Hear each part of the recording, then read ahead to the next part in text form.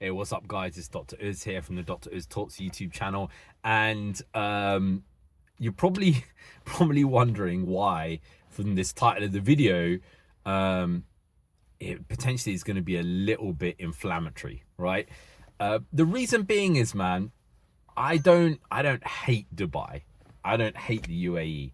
In fact, I kind of think they're all right places to live, right? What I hate is people who want to have their cake and eat it, right?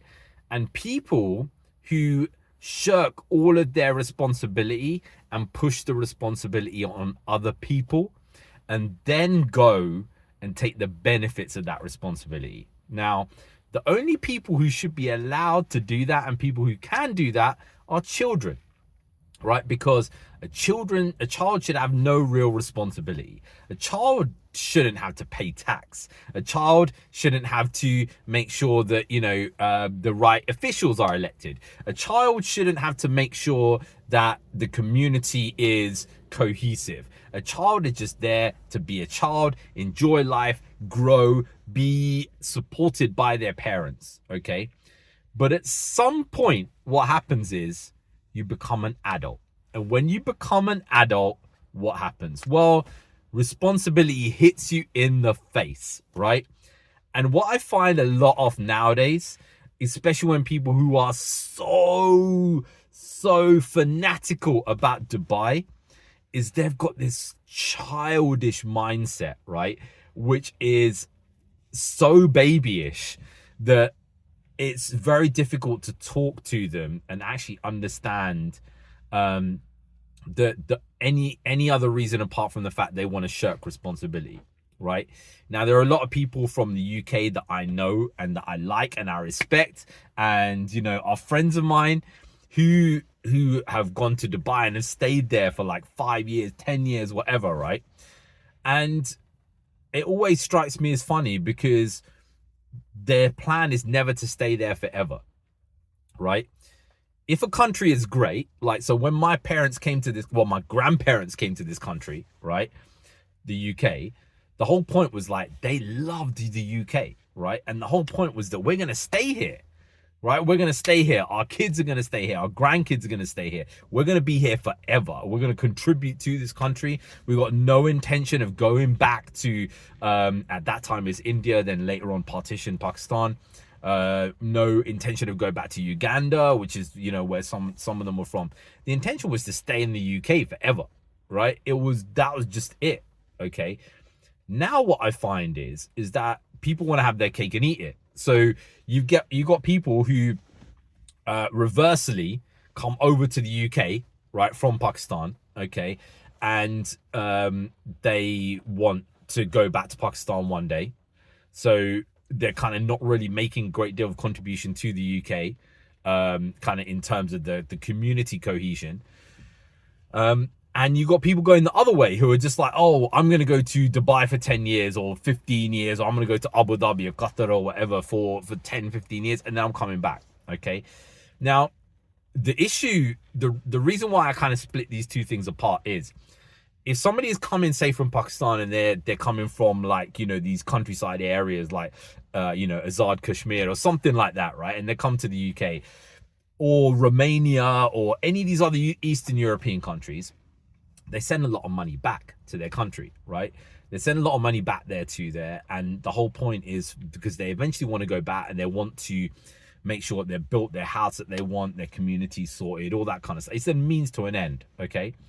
Now, I actually respect that a bit more than actually the other way of working, which is basically going to a country like Dubai, UAE, which is a non-tax-based country, and leeching off that country while also then expecting everybody else in the country that you're from to maintain and pay for that country that you're in, so that when you come back, right, when you come back with your money that you've made tax-free from over there, that your country is in a position there that everybody else has paid for and you've made no kind of contribution to it, right?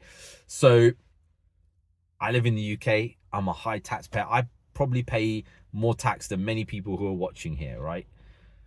And it's annoying. It's a ball ache, right? It's horrible. And we could argue to the cows come home about what tax is being paid on. A lot of it is being paid on scummy things and military things that we shouldn't be assisting different countries and all this kind of stuff. But at the end of the day, I know that a lot of it is going to the police in the area that I live, the fire service, the maintenance of the roads. Okay, not great, but maintenance of the roads, to make sure the community's safe, things like that. And like I said, we can argue about whether that money is spent there correctly, but I am making a direct contribution to that. And I know in 10 years' time, I've made contributions to that. There are people who make hardly any money and work every hour that God sends and still pay tax to maintain, right? To maintain their roads, to maintain their council, to make sure that people are safe, to make sure that, disabled look after, all this kind of stuff, right? And if you think the people who are disabled or ill are not looked after in this country, go to another country and have a look and see what they're looked after like, right? It's very, very different in this country, the way that the poor and unfortunate are looked after compared to other places. Go to India for a few days. I think your eyes will be opened to see what it's like. So I know I've done all of that. I've made my contribution. Now, if I go now and I've been offered things there in the past, to go over and head clinics there in Dubai and stuff and do lecturing and all these kind of things, right? Okay, I could go over there and I could take the money, right? Now, I know there's no tax over there, okay? So there's no tax. I'm going to get, I was offered to get a flat and a car and 2 business class flights back to the UK every single year, right? So I have all of that. I make all my money there. I live in that place. I'm doing tax-free, right? So I'm not making any contribution to the UAE, apart from maybe buying a few bits of food there or whatever. I'm not even buying a property there. I'm paying no property taxes, whatever, okay? So I'm over there, I'm doing that, making no contribution. My rich daddy sheikh is basically the rich daddy sheikh is basically there, and he, with his oil money, is building the roads and the houses and the infrastructure and all that kind of stuff. I don't need to pay anything because I'm a bloody child, right? I need to make any contribution to that. It's the sheikh who, with his oil money and everything, who's making all that contribution. In the meantime, I'm paying no tax in the UK, right? So I'm paying no tax in the UK. So I'm expecting somebody else to pay for the roads, pay for the pay for the maintenance of the defense of the UK, right? Pay for the F-35s and the Tempest and the Eurofighters and the Challenger 3 tanks and all this kind of stuff that we've got, right? I'm expecting somebody else to pay for all of that to be maintained, right? And I'm going to make no contribution over there like a child, and I'm going to make no contribution in my home country because I basically haven't given up my citizenship rights, because you can't go to UAE and take up citizenship. They don't allow you to do it.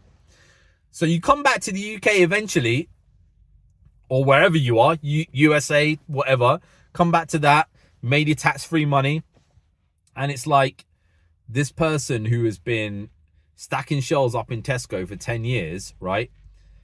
That person has been paying out of their money month for the council, for income tax, national insurance, all that kind of stuff, right? And that's all going to the maintenance of the health service, the maintenance of the welfare state, the maintenance of the roads, the infrastructure, the power stations, all that kind of stuff that we've got in this country, right? And you come and waltz in, right? And I'm like, oh, I'm a citizen of this country now. I made so much money in Dubai. Look at my bling, yeah. I bought so many Rolexes. Oh, I had a Ferrari over there. I had this, had that. Listen, mate, that's because you've made zero contribution to this country that you just waltz back into, right? And I draw zero distinction between people like that and people who come to the country just specifically to jump on the welfare benefit system. And there are people who do that. We can argue it and say there aren't. There are people who do that. Whether it's kind of coming to the NHS and having a baby, like Kemi Badenoch's mum, right? or like whether it's, other people there who are just like, I want a house, I want this, I want that. People do it, right? They do it all the time. So I draw no distinction between those people, the benefit cheats, and somebody who just like, I'm going to another country. I'm not going to make any contribution to that country apart from getting tax-free money, right? And then I'm going to come back here and I'm going to make no contribution to this country at all either, right? Now you can say, oh yeah, people are going to get capital gains. They're going to end up getting charged. No.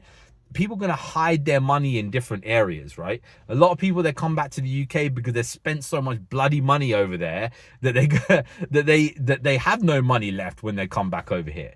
But they made no contribution for freaking years, mate. And that contribution is being made by the hard-working people in this country. So don't come and, if you accept that fact and you accept, oh, I'm a child, I am a little child and I don't want to make any contribution or have any responsibility wherever I am and my money is my money, then that's fine. But own it. Own the fact that you're a little child, right, who doesn't want to do anything. And then we can all be happy. Anyway, guys, let me know what you think about that, and I'll see you again next time.